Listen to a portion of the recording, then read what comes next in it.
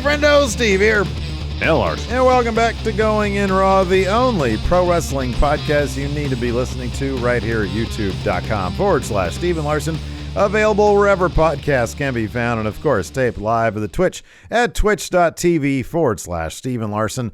Tomorrow is Sizzlin' Steaks Saturday. That's right, Predictions Day for the Going In Raw title. Of course, we had already gone through NXT Vengeance Day for our predictions month. So we're doing predictions different in the 2022. Me, Larson, and the Enforcer are putting all the confidence points that we each get throughout the month of events. So we're talking NXT Vengeance Day. We're talking about tomorrow's Elimination Chamber, Impact No Surrender, and AAA's Rey de Reyes. And of course, later on in the month, GCW's Winter is Super Cold.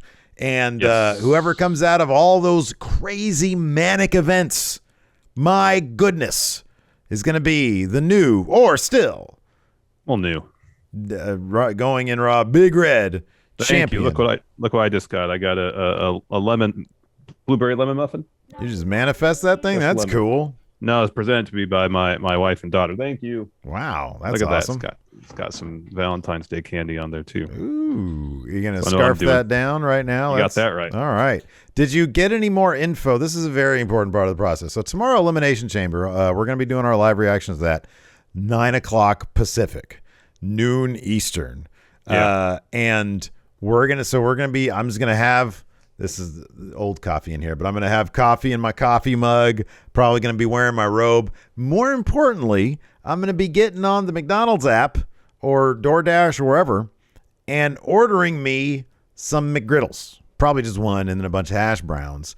But then somebody in our chat earlier was saying, hey, guess what? You can get them for like 50 cents or something. Can you please confirm or deny that, Larson? Hold on. I have to change the menu to the breakfast menu. Hold, please.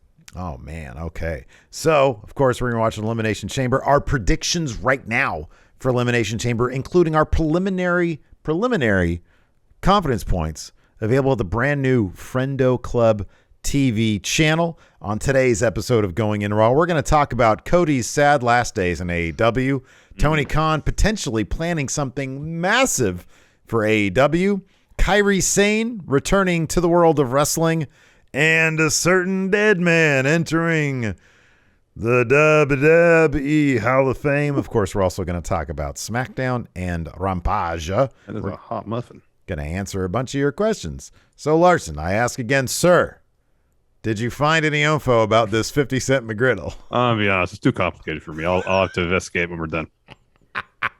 I'm not too wise when it comes to technology. We're old, man. We don't know how to do stuff. We barely know how to be on internet.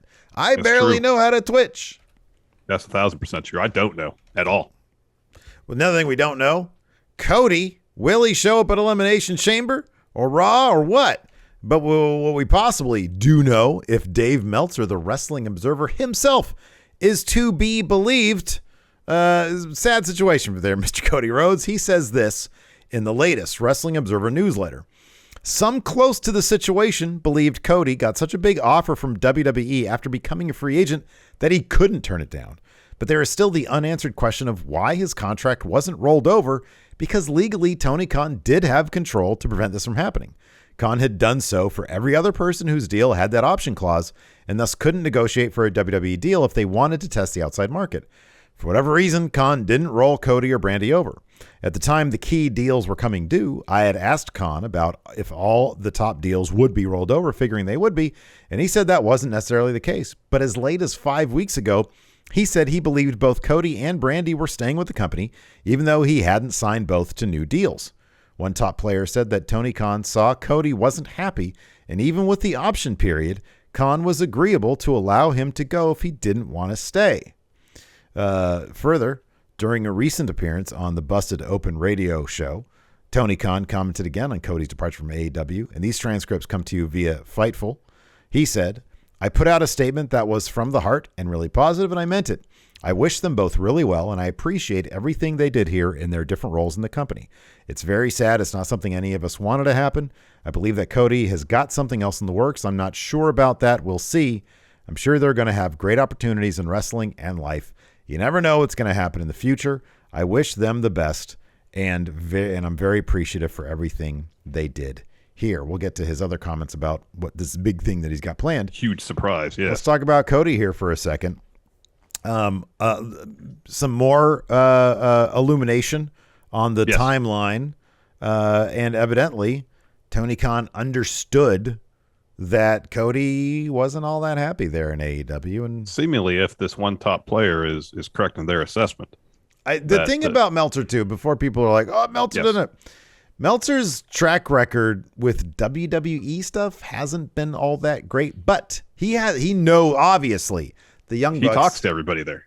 Have named the Meltzer driver is named after Dave Meltzer. I mean, right here in this quote, he talks about talking to Tony Khan.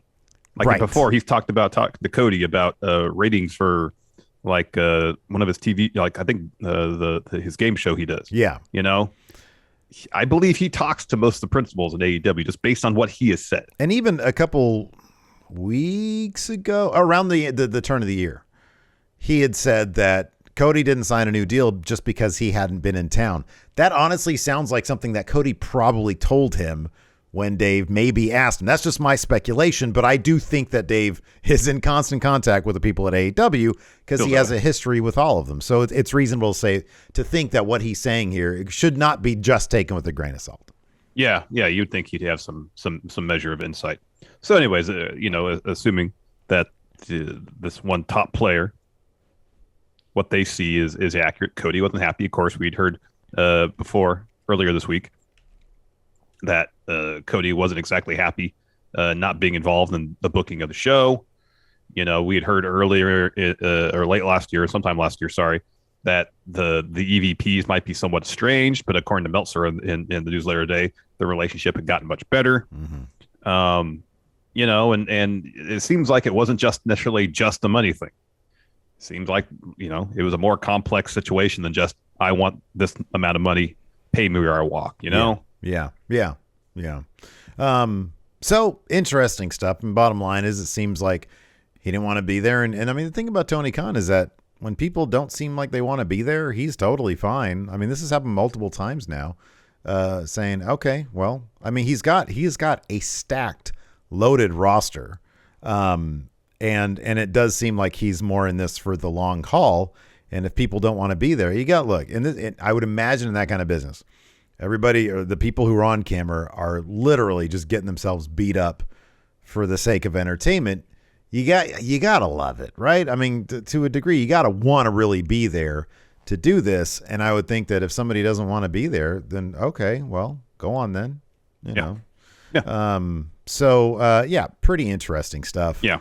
Tony Khan also mentioned something else interesting on Busted Open. Apparently, he's got something else huge in the works. Again, these transcripts are from Fightful. This is what Khan had to say. Quote, that muffin got stuck in my throat a little bit. There will be lots of news in the week ahead. I don't know if they'll get it done by tonight, but stay tuned in the week ahead. Hopefully, I'm working on something pretty big. It would be massive. I don't know if it's what anybody would expect or think it is, but it would be a big deal in pro wrestling. I'm looking forward to hopefully making it happen. Stay tuned. I'll hopefully get it done and have more to announce soon. Reckless speculation time. I wonder if it's go ahead. You have something? Yeah. Off the top of my head. Yeah. Super show of some sort. Mm-hmm. Cross promotional super show. Mm-hmm. Having the AEW archives available on like HBO Max or something like that. Yeah. I mean, not as huge, but like a better time slot for Rampage. Just I'm thinking of anything right now. Trios titles. I don't know what else. I'm going to say this stadium show. Maybe Double or Nothing's going to be at. Do you think they could run an Allegiant? I don't know if. Well, do you mean do I think they could fill it, or could they run it? Because WWE, that's like they had SummerSlam there. Money in the Bank's going to be there this year. Do you think they could fill Allegiant? That's a lot. It is a lot. That's a lot. I don't know if the Silver Bowl's still there in Vegas. That was UNLV's old stadium. I don't know if they still play there. Mm-hmm. That's out kind of like between Vegas and Henderson, if memory serves. I don't even know if it's still there. I mean, Super Show's not a terrible. I think it's either going to be Super Show, or I think there might be like, hey, Double or Nothing's going to be at a bigger venue, like a massive venue. So lineman, which said Sam Boyd Stadium is still there. I believe that was what Silver Bowl has now been renamed Sam Boyd Stadium, I believe. Okay. White Brownie says Double or Nothing could be a T-Mobile arena. I don't think that's big enough. That's just an arena. Like, if this is going to be a big deal, like, it's going to be like 50,000 or more or something like that. Yeah. Like, it's not going to be at a basketball arena. This is going to be at a stadium. He's going to shoot for the moon. Yeah, exactly. Yeah. So, I mean, like Flats says it here, they could do the Jaguar Stadium for Shirley. Yeah, that's true. For Shirley. Mm-hmm. Yeah. But then again, Double or Nothing, last year wasn't in Vegas. Like, I think Khan is keen on the idea of having the major shows, at least All In and Double or Nothing, in the same cities. I think you're right about that. That's why I was thinking that they're definitely going back to Vegas. They're going to go to Vegas. It's just where in Vegas are they going to do it? Exactly. But yeah, no, that I would say Super Show. Yeah, go ahead. Here's an idea. Super Show. I don't know if the space is still available, but WrestleMania 9 was in Vegas at Caesar's Palace. Outdoors. Yeah, okay. Maybe he'll try to do something like that. Yeah, because that was a really good. He should put on a really bad show like WrestleMania. No, but the StarCast they had in Vegas, that was at Caesars. They let Brett capture the title there, like he didn't get to do at WrestleMania 9. I think correcting an injustice of wrestling history, huh? I mean, what if he did like a Super Show at a stadium? What if he did a Super Show at the Jacksonville one? So it's not Double or Nothing, but it's like a Super Show. Yeah. Maybe. I think that'd be really interesting to see I think at some point you need to see the stars of AEW in like a huge thing, like it makes everybody seem so much bigger when they're just surrounded by a mass of people. A lot of people. Small town full of people. Spectacle and stuff. Yeah, absolutely. Yeah. So yeah. White Brownie says Vegas in May, I would not recommend an outdoor event. Vegas in May would be better than Vegas in August for an outdoor event. Yeah, there you go. So, yeah, interesting stuff. We'll see at what point they announce that he's going to make a big announcement and then it doesn't happen and then eventually it just does. Or maybe he just tweets it out. Who knows? Yeah, who knows? I mean, there's going to be like several big things that happen and we're going to be like, okay, which one of these were you working on in that one Meltzer article? Or the Busted Open, whatever it was. Yeah. All right, let's take a quick break here to get a word from our sponsor, Factor. Larson, much like the mighty grizzly bear, winter is the time where I stay in a lot. But unfortunately for me, it's not to hibernate. As you know, I'm a busy man. I got stuff to do for Going in Raw. We got our new channel, Friendo Club TV. There's stuff to do for Wrestle Juice. I got to stream a lot. Plus, I got to watch all that wrestling every week. That doesn't leave me a lot of time to do a lot of cooking in the kitchen. But I have found a way to eat well without having to worry about meal planning or prep now that I've got Factor. Yeah, Factor makes it easy to eat clean 24/7 with fresh, never frozen, pre-prepared meals that are so delicious you wouldn't believe they're actually good for you. And they're ready to eat in 2 minutes.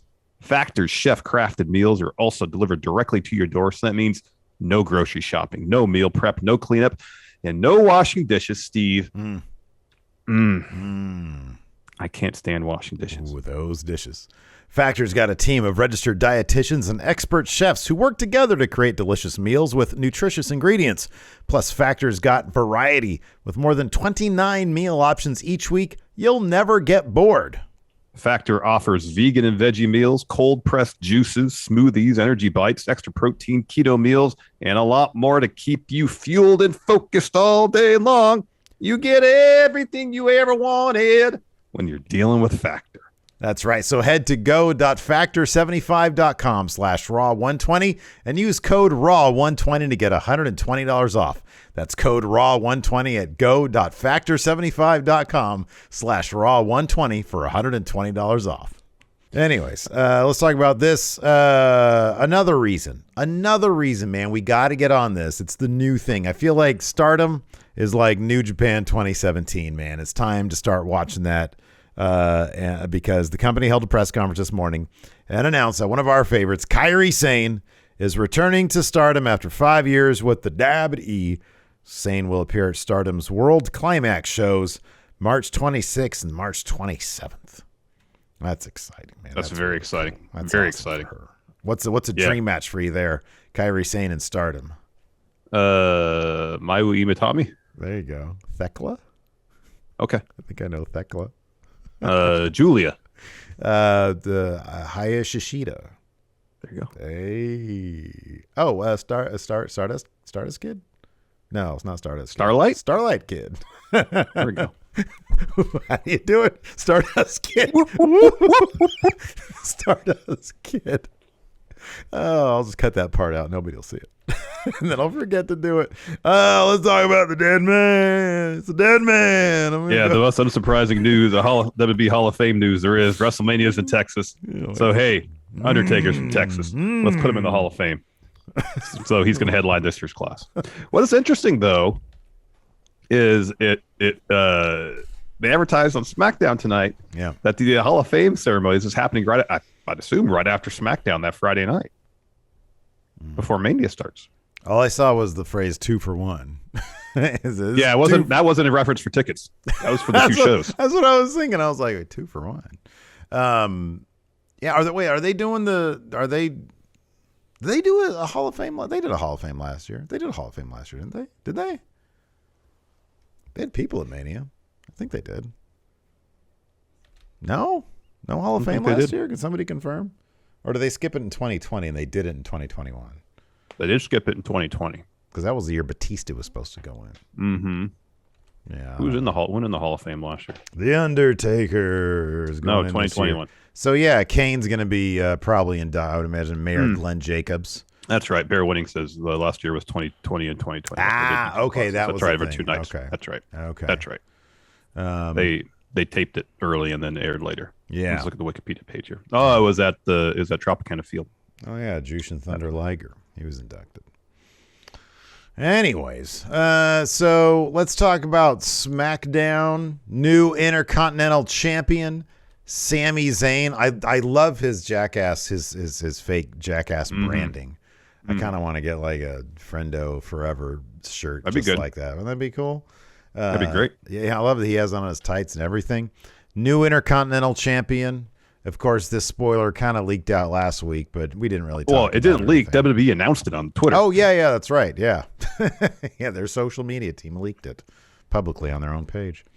So that was cool. It was a good match. It was a good match. Probably the best match of Shinsuke Nakamura's Intercontinental Championship reign.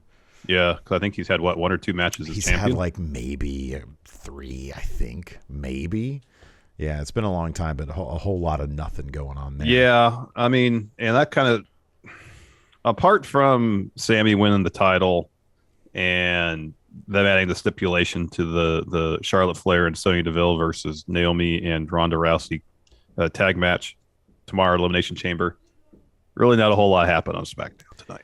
Let's ask then, you're right, does that stipulation further add confidence to your idea? Just a quick spoiler from our predictions episode, which is now available on Friendo Club TV channel, that Naomi and Ronda Rousey are going to win this thing. I feel like it just emboldens my prediction that Ronda's going to make Sonya tap out with one arm tied behind her back, because that's the challenge now. Exactly. Yeah. And they're not going to have Ronda lose her first match back. It's not going to happen. I mean, they could. You don't think? I mean, her Naomi getting pinned wouldn't be a loss for Ronda Rousey. Well, I mean, I think when it comes to on cage match, it would be. Yeah, her team lost, therefore she lost. That's true. They don't really care about wins and losses in WWE, though. I mean, that's correct, but I think it's the perception that Ronda comes back. They want her to look strong going into her match against Charlotte. Mm-hmm. This will probably be her only match between now and WrestleMania. You're probably right about that. I mean, we're pretty close to WrestleMania. So they probably want her to win it. Is there? There's no premium live event between now and Mania, right? Yeah. Nope. It's just, yeah. This is it. What is it? And so what are the dates in that Saturday night's main event thing? Oh, I didn't see it. I think that I don't know. Honestly, don't know. All right. Yeah, I kind of feel like it's going to be Ronda. Okay, she's like, okay, yeah, I can make you tap out with my arm behind my back, and then Naomi, to make up for her loss against Charlotte last week, will take Charlotte out of the equation to allow Ronda Rousey. I think that's how it's going to go. Yep, that's probably how it's going to happen. Let's see what other. Of course, in the what is this? In the weakest way possible, I guess the Viking Raiders got one up on the Usos. Like, they couldn't even give Ivar a win. Like, they let Jimmy beat the shit out of what's the other dude, Eric, in it was like a 3-minute match, And I was like, okay, Yeah. well, shouldn't they trade Yeah. these things? Yeah, I know. And they didn't even let Nope. Ivar get an actual pin and win. It was like a DQ. This whole build for this match has been underwhelming, to say the least. It's been so one-sided. It has been. It really has been. We had Drew come out. He talked a bunch. And then we had the Roman Goldberg face-to-face, which really didn't add anything. Drew McIntyre is being so wasted. It's like that promo tonight. It's granted, I know, like, you look behind him, and I know, like, there was tons of, like, crowd noise piped in and everything. Yeah. But, Gosh, like, there was so much crowd noise piped in. Because nobody was there. They all left. Like, Yeah. there were so many empty seats because this was taped after last week's SmackDown, and people are smart, and they're like, I'm not going to stick around for this shit. Yeah. And so, but no, man, just seeing him in the ring with, like, actual people there, and he's cutting a promo, and he's so good. He is good. He needs to get some title at some point, man. I know. He's so It's a good. bummer that he hasn't had a world title reign in front of fans when he, for a long stretch carried that company on his back when he was champion. They should let in him the be. in Just the, let perfor- him in the be Performance Roman, Center era. Let him be Roman, man. Let him be Roman. Yeah, that'd be good. I'd be all about that. Anyways, let's jump right into it. Show opened up with contract signing. You had Charlotte, Sonya, you had Naomi, Ronda. So it was just like a lot of bickering. But Sonya and Charlotte the first to sign the deal. Sonya's like, hey, you still have a chance to back out. And Naomi pretty much says, stop talking, I'm going to flip the table over on you. Yeah. Charlotte says, you better listen to Sonya's new stipulation. And Sonya says, all right, Ronda, you did an interview a little bit ago where you said you could beat me with one arm tied behind your back. That gave me an idea. I ran that idea by upper management, so I got to put in the contract that now you have to wrestle Elimination Chamber with one arm tied behind your back. Mm-hmm. You don't have to do it. I mean, the match cannot happen. Yeah. And Ronda's like, no, I'll do it. She signs. And she says, I can make you tap with one arm, but the match isn't until tomorrow. Tonight, I can use both arms. She flips the table, and then Charlotte and Sonya just rolled to the floor. Mm-hmm. Yeah, they did it apparently according to you. So I was making my enchiladas at the time, and I was trying to pay attention to see when Ronda did the thing to Charlotte that made social media because it looked so goofy. You did see it. I turned my for 1 second. Just 1 second. To put a little bit more enchilada sauce on it. Expect the unexpected. I like to soak it. But you said you saw it and they cut it pretty well. So when it happened live, according to the internet video, it's like Ronda grabbed Charlotte's head and like tried to slam it, and at first Charlotte kind of hesitated. There was like a pump fake, and then she did it. Yeah. So they just cut on the action from one shot, like one kind of over Charlotte's shoulder, and the other one kind of facing her, and then they cut the little pump fake out. It was fine. They should have CG'd it like they used to do in Wrestling Society X. They should have like some sort of time warp thing. The time, yeah. So I was thinking, like, yeah, get Ricky Banderas in there. Ricky Banderas' time warp. Here, I'll introduce you to the new SmackDown general manager, Ricky Banderas. He throws some time warping gel on them. Exactly. Yeah, that's good. Anyway, now the Human Tornado is out to take on Ridge Holland. Now speaking of Ridge Holland, we had a Sheamus promo. He was giving Ridge crap about losing. Let me ask you a question. Let me ask you a question here before you get into this. Did the audio for this seem exceptionally low to you? Because I did like crank it up to hear. It was like he was whispering. Dude, Bama had like her iPhone on, and it was like on, I don't know, like 10% up. And I was like, man, you got to turn that down. I can't hear anything Sheamus is saying. He was like whispering to him. It was weird. Was Vince taking a nap at gorilla position or something right there? He fell asleep where the little, Kevin Dunn, like accidentally, he got his headphones wrapped around the little slider. Brought the volume down or something. Yeah. No, I don't know. This whole thing is a bummer because they're not letting Ridge be showcased at all. It's actually just illustrating how charismatic and how well and uniquely branded Sheamus is. Because I'm looking at them both and I'm like, Ridge just looks like a dude. Sheamus has this crazy ass like mohawk that's like bright red and he's like super translucent pale and he's got the crazy mustache and shit and he's like 6'8" or something. Yeah. And I'm like, Ridge just looks like a dude. I'm like, you're just putting them side by side, not letting Ridge do anything except for later on in the match fuck up and Sheamus loses. They're doing Ridge no service whatsoever. No. And perfect to point out this promo from Sheamus is, hey, Ridge, you lost. I've never had a problem with Ricochet. So go check out what I'm going to do. Maybe you'll learn something. Yeah. Pretty much. And then, of course, Sheamus goes out there and loses to Ricochet. In a fun match beforehand, Ricochet has a promo. So Sheamus has been calling me a pest. Tonight he's going to find out he needs a much better exterminator. Yup. Fun match, though. At the end, Ricochet goes to the top rope. Ridge gets on the apron to distract them. So Ricochet gets off the top. Sheamus goes for a bro kick. Ricochet ducks that. And so Sheamus almost runs into Ridge. And then Sheamus is giving Ridge a bunch of crap. Why are you on here? Why are you on the apron? What are you doing? What are you doing this for? Yeah. And then he turns around, bang, recoil from Ricochet. He wins. He gets out of there. Ridge gets in the ring. They argue a bunch. Sheamus pushes him down. Yeah. And again, Ridge doesn't really stand up for himself. He just looks like an idiot. His hat stayed on the whole time. That was cool. After that, we had it's impressive considering he gets pushed to the mat and his hat stayed on. I know. After that, we had a Sami Zayn interview.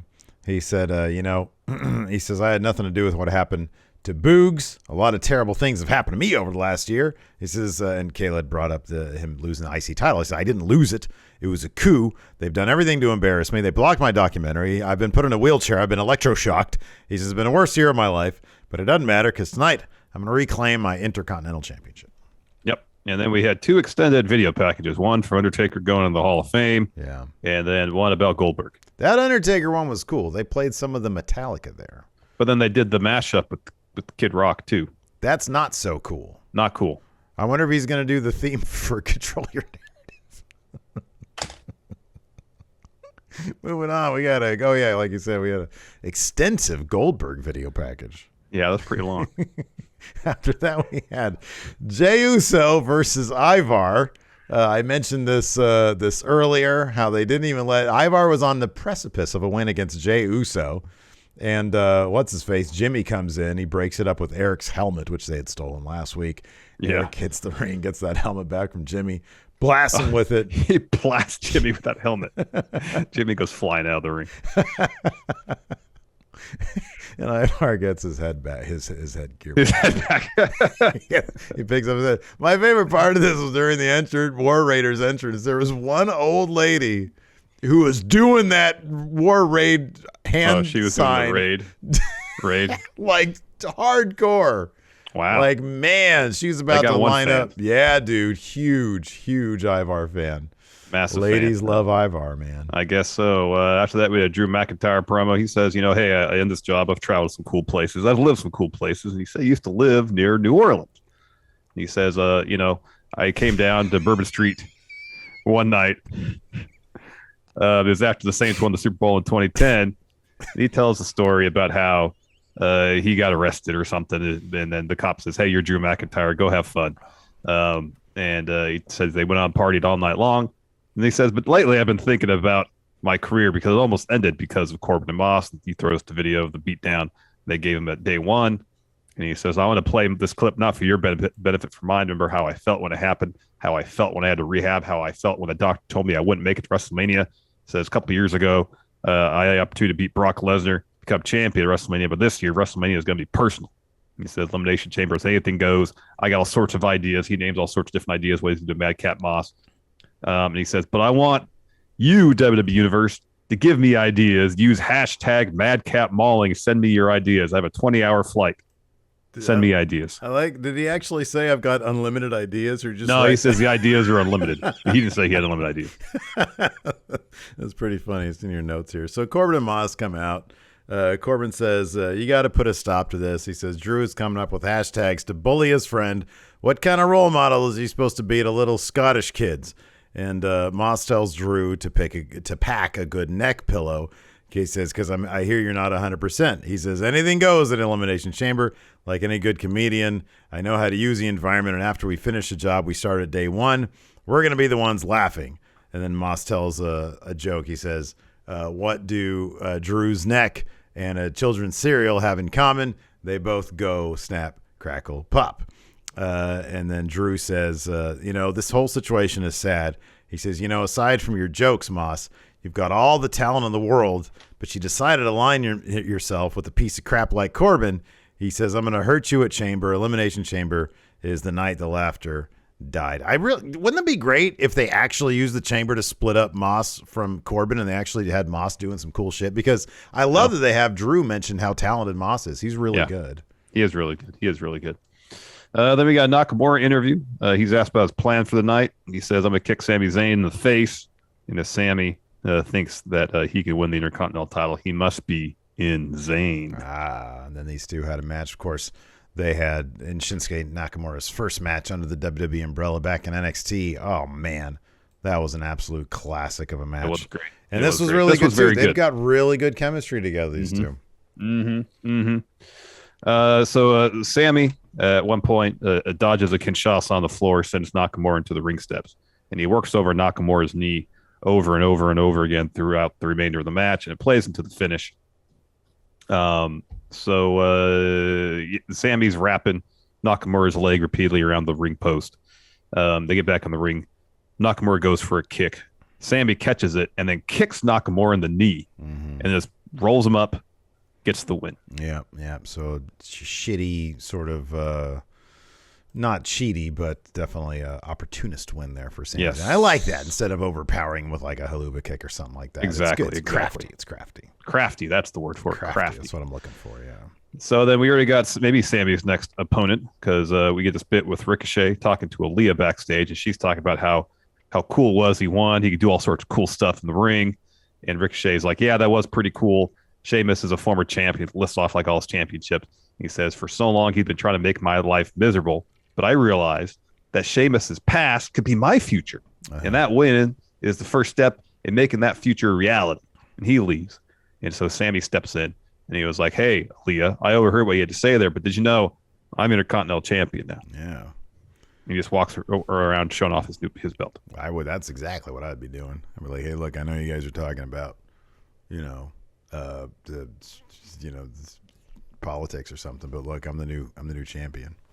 I should be going around doing that to everybody if I was a champion. And go up to catering. Hey, I know you're eating that succulent piece of prime rib there, but are you aware? I'm new Intercontinental Champion. Intercontinental Champion. After that, we had a from Goldberg's standpoint, a very brief face-to-face. So Roman comes out, tells New Orleans to acknowledge him, tells Heyman to celebrate him. Heyman gets on the mic, says, oh, it's the best part of my day. None of you know what it's like to stand this close to greatness. It's spiritually orgasmic. He says, we've never got a chance to see in his prime Michael Jordan, Gretzky, Drew Brees. Well, maybe not Drew Brees, but Tom Brady. He says, does he have a gift? He says, 14 hours away from your opportunity. He says, in his prime, at his best, to continue to cement his GOAT status, you're head of the table, undisputed Universal Champion, Roman Reigns. Dun, dun, dun, dun, dun, dun, dun, dun, dun, dun. So Goldberg comes out. He makes a long walk from his locker room out to the ring.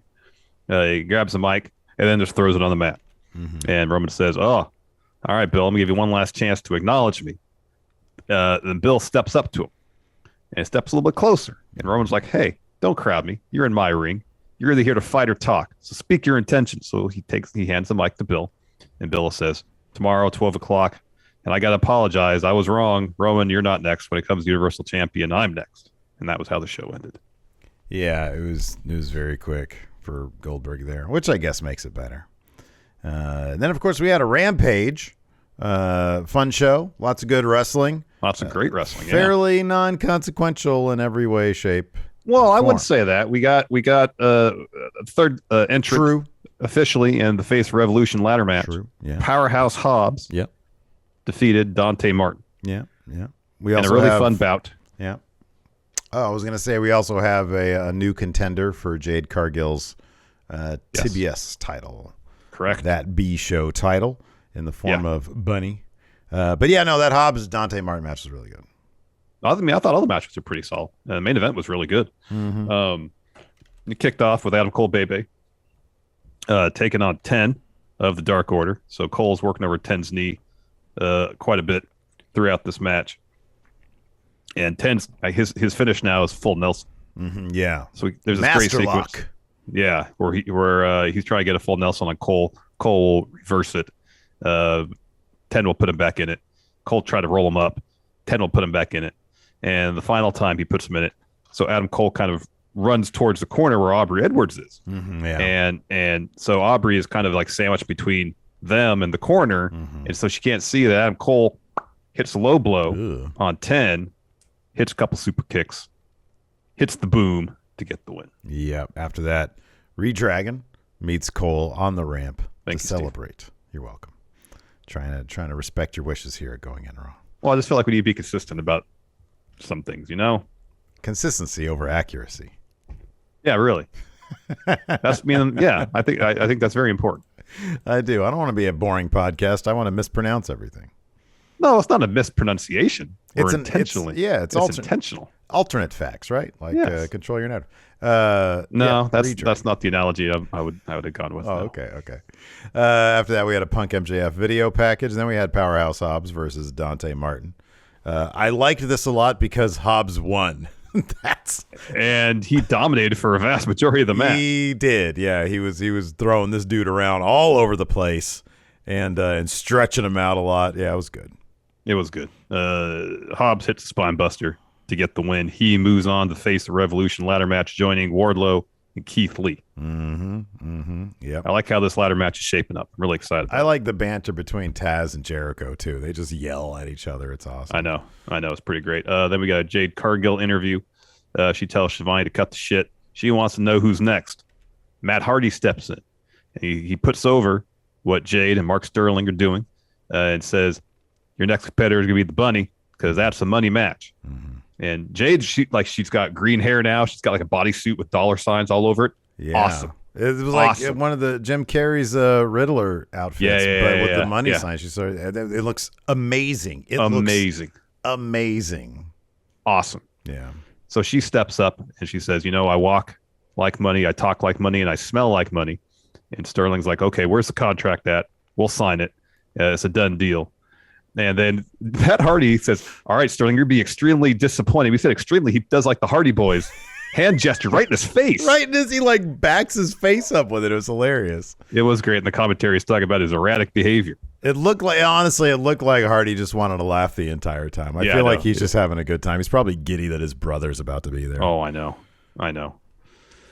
Steve, fill me in on this match. I stepped out for literally 90 seconds. By the time I came back, this was over. Well, yeah, because it's the 5-minute rookie challenge. And I think it got down to like 340 or so. Oh, all right. She was just playing with Angelica Risk here. Serena Deeb was, but she hits a wicked nasty power bomb on her, and then immediately goes over to the Serenity Lock. But honestly, half of this very quick match was just her sort of sauntering about, like doing a move, saunters about, preens a little bit, and then hits that power bomb Serenity Lock, and the girl taps out. Then we had our customary pre-main event interview. Mark Henry interviewing Jay White, Trent. Steve, tell me what you think about Jay White's promo so far in All Elite Wrestling. I think that his style of promo is better suited towards what they do in New Japan. I'm a huge Jay White fan. I am. I just think that it's funny because when he first debuted as Switchblade, you could tell like he wasn't really menacing because he was so baby faced. And you and I both said he needs some like grit. He needs he needs to be a little leathery. And he got there. Yeah. He totally got there. I feel like he needs to you know what he needs to do? He needs to turn up the Pac by like 20%. Because Pac, he got the crazy eyes and shit. And I feel like Jay White needs a little bit of that to translate what he does in New Japan to American television. Mm-hmm. The presentation that AEW has. I don't even know if I can really necessarily put my finger on it, but he is one of my favorite wrestlers. I love him to death. I just feel like the presentation in New Japan is so much more conducive to what he does, character and promo wise. That I think that it's a better fit for him. I'll put this out here because both of his promos so far have been very introductory. Yeah, hi, I'm Jay White. Yeah, right. And that was kind of the through line on this one was, hey, I came through the forbidden door. You may not know who I am. I'm wildly successful in New Japan. Adam Cole gave me a buzz and said, hey, come in and take care of Trent. Come help out the Elite.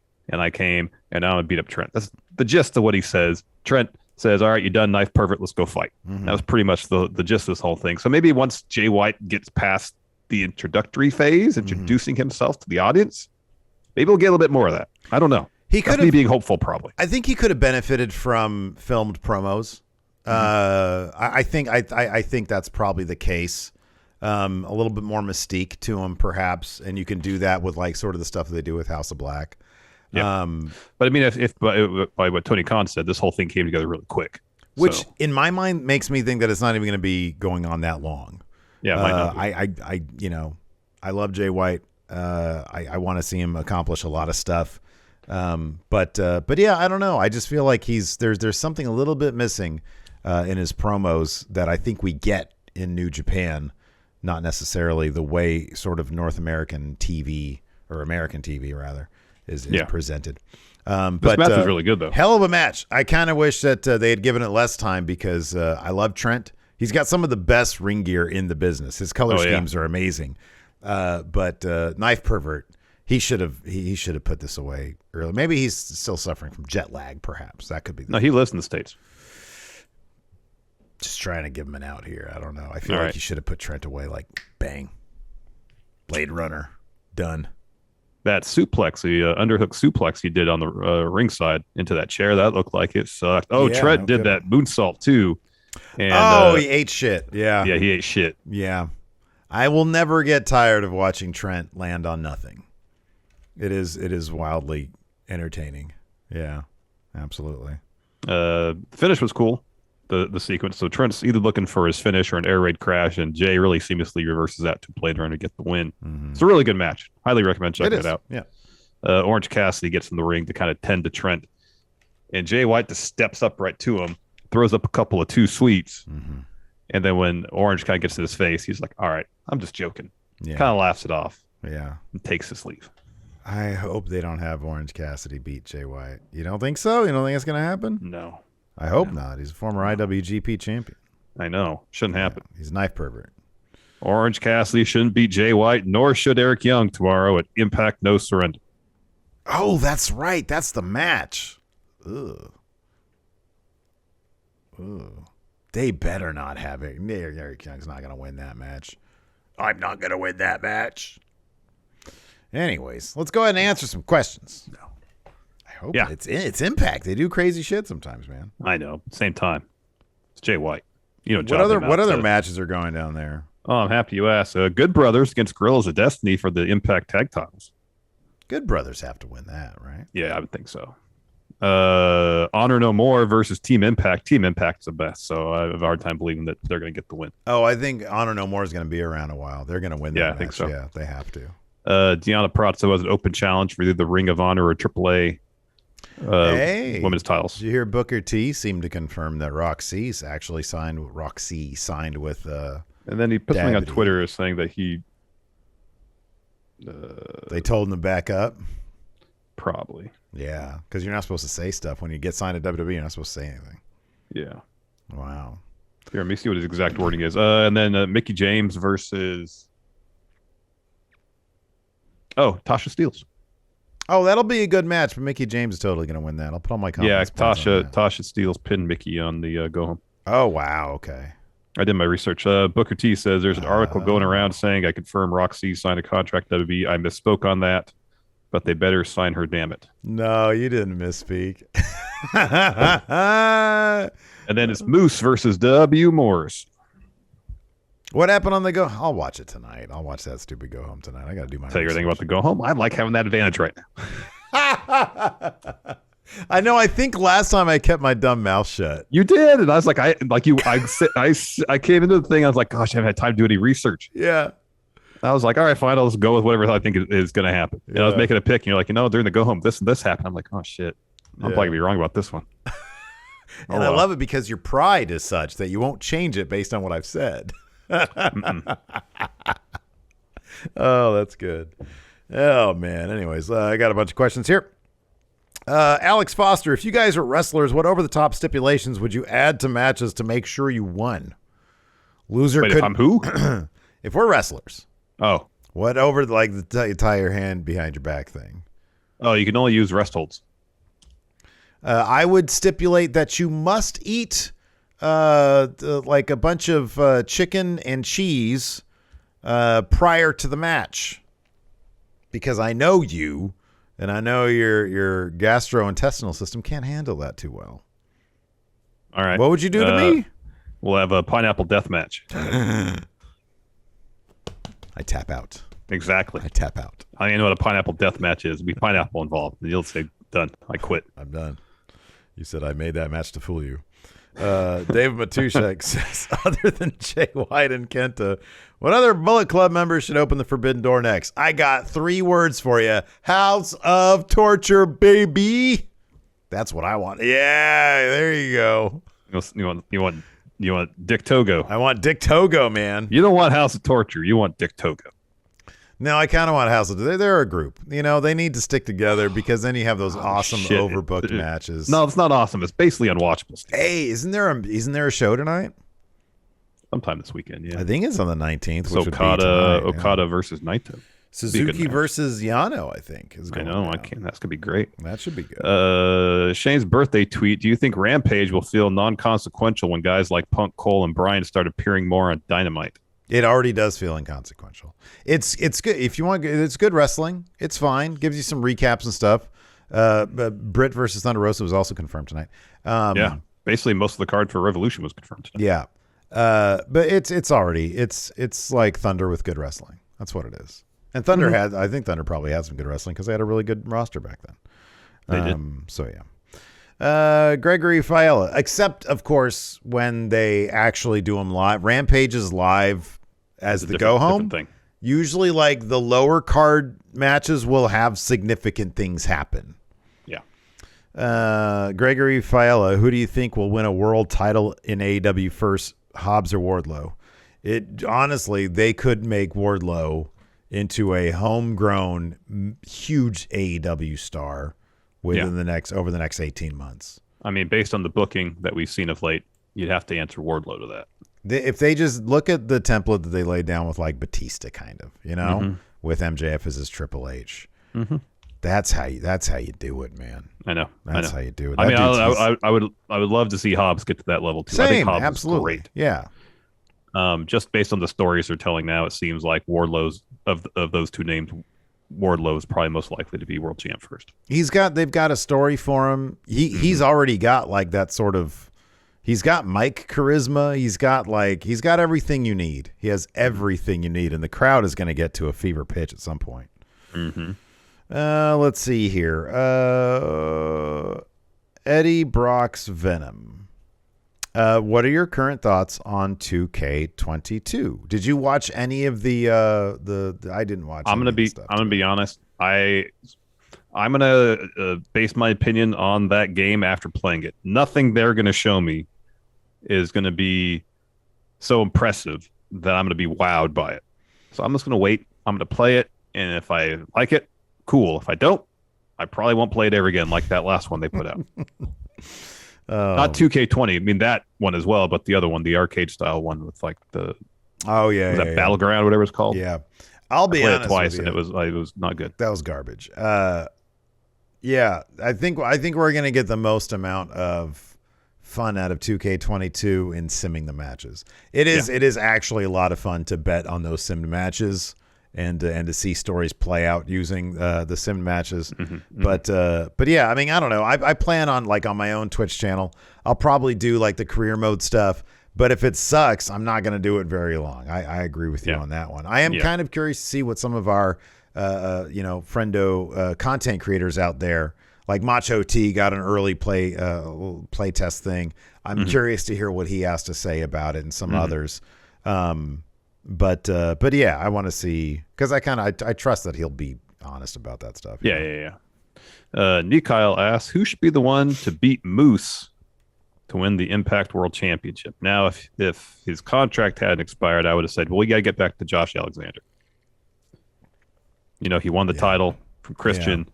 Moose cashed in, won it. But, you know, we don't know if Josh Alexander is going back to Impact. And if he is, when? Don't know. Because apparently his work visa expired too. Yeah, I don't. You know what? They had teased a long time ago. Jordan Grace. Jordan Grace would be cool. She just had a really good match with Cardona, and he cheated to win the They're having a rematch at No Surrender. Oh, really? Is it going to be in the pre-show? That I don't know. Because it's on YouTube, and usually they do that stuff for the YouTube. Actually, no, I don't think so. I don't think. Oh, that's really? Is it on proper TV? There was 3 pre-show matches, I think. That Joan I is saw on a good Wikipedia. name. Joan is a cool name. Yeah. That's a good name. Yeah. Yeah. There's a couple of good names there in Impact. They got a good crew there. Let's see here. Eli McCaig asks, I've been following you guys both since 2016, and you're the reason why I'm following wrestling again. Who do you think will be the final 3 participants of the Face of the Revolution ladder match? Are they going to go smaller dudes to offset these big monster men? I just want it to be 3 more monster dudes. I want Lance Archer, Miro if he can, and I don't know, bring back Cage, Brian Cage or something. I don't know. Yeah, I think that'd be fun. Is there another, Wardlow's already in it. Is there another big beefy dude? Hager. Yeah. Okay. Paul White. Well, you veto Hager. I'll veto Mark Henry. How about that? All right. Oh, okay. He gets on the mic. It's time for me to come down to the ring. For me to come. Nikyle says, if Cody re-debuts in WWE, which song will the crowd react to more, Smoke and Mirrors or Royalty? There's only one answer. It's Kingdom. Kingdom. Absolutely. Kingdom. Yeah. Kingdom. Has to be his theme he had in AEW. Yeah, absolutely. Darius Johnson says, what do you think The Undertaker's career would have looked like had he been the American Badass / Big Evil for his entire run? I think Vince still would have liked him because he's a big dude who could do cool shit. But the mystique of The Undertaker was so, it was something else. It made it more of an attraction that I feel like he might have been like a mid-carder for most of his career. Maybe, yeah. My guess. Joe Juarez, if we get a major AEW New Japan show, how over would Dick Togo be with the crowd? Well, with our crowd, all the over. Yeah, I feel like Toru Yano fan account has made great strides. Yeah, in making Dick Togo more popular. Very important business that they got going on there. Let's see here. Blake Whitehouse. Which wrestler would you like to see cameo in Peacemaker Season 2? The Rock is Black Adam. Mm-hmm. Absolutely. Mm-hmm. You got to get Rock and Cena. They're in the same universe now. Yeah. Yeah, totally. Bear winning, seeing Jay White as a babyface on Impact and seeing him as a heel everywhere else confuses me, just like when Matt Cardona was a babyface on Impact and heel everywhere else. Mm-hmm. Why do you think Impact does this? Cardona turned. He's now a bad guy. He's back to where he is everywhere else. Yeah. But I because Impact, at the end of the day, it's their promotion. They got to do. They can't go by what everybody else is doing, because then you're not going to be able to fit all your pieces together. Mm-hmm. Mm-hmm. So they just sort of do what they can, and if he's got to be a babyface there, he's got to be a babyface there. He is weird as a babyface, though, because he's like I think when I saw him, his promo, it was like white meat babyface. Oh, wow. Yeah. J Nubs sub, thank you so much. Thank you, J Nubs. Let's see here. Cody Rhodes' Golden Shuffle asks, is the AHFO storyline going to lead to Andrade taking over the faction in a role he's more suited for, while Matt becomes broken and does something else with or does something else with Jeff? Yeah. Andrade's going to have that TNT title, I'll tell you what. Well, that's happening next Friday. That match is happening. Fuck, are you serious? That's on Rampage? Next Friday? Is that the Friday before Revolution? No, that's the following Friday. Well, that ain't. Never mind. I take that back. Jam on it says Sami Callihan will probably beat Moose because Moose kayfabe broke his leg. It could be. Yeah, maybe. But for the Impact title, you got to have it on somebody. Like, that's like saying Ed Edwards is going to have it. They're sort of like using in case somebody's holding out on their contract and they're no showing, then you slot in Sami Callihan versus Ed Edwards for the title. That's you can always go back. It is. It really is. Tronin asks, what are the odds that Cody gets AEW chance if he signs the WWE? And if this happens, do you think it'll make Vince mad? I don't know if the crowd. I don't know if the live WWE crowd knows A, how to chant anymore, and B, what AEW is. Well, regardless what they chant, they'll pipe in something else. WWE live crowd is just like a bunch of burnt out suburban families at this point. Who wish the Attitude It's Era like was still it's like the Impact crowds when they were just had seat fillers there pretty much. Except, unfortunately for the WWE audience, they had to pay for those tickets. Yeah, right. No, I'm joking. Yeah. He'll get some AEW chance. Sure. Yeah, he will. They'll try to mask it. You think they'll try to mask it? I mean, they got to run with it. Listen, hold on a second. They got to run with it, right? If they're chanting AEW, he's got to acknowledge it. For the first time in the history or a long time in WWE, you'll hear a WWE chant. I wish they'd put those together. Someone needs to do that. What the hell? Everybody gets to chant the company name. Nobody chants WWE. No, Monday Night Raw. Does. Monday Night Raw. No one does that. Talk Brunch just rated us. Party of 4. Thank you, Talk Brunch. Thank you. Gallus Boys on Talk Brunch. Anyways, that's going to do it for us. Sorry, Talk Brunch. We're winding things down right now. Thanks for watching, everybody.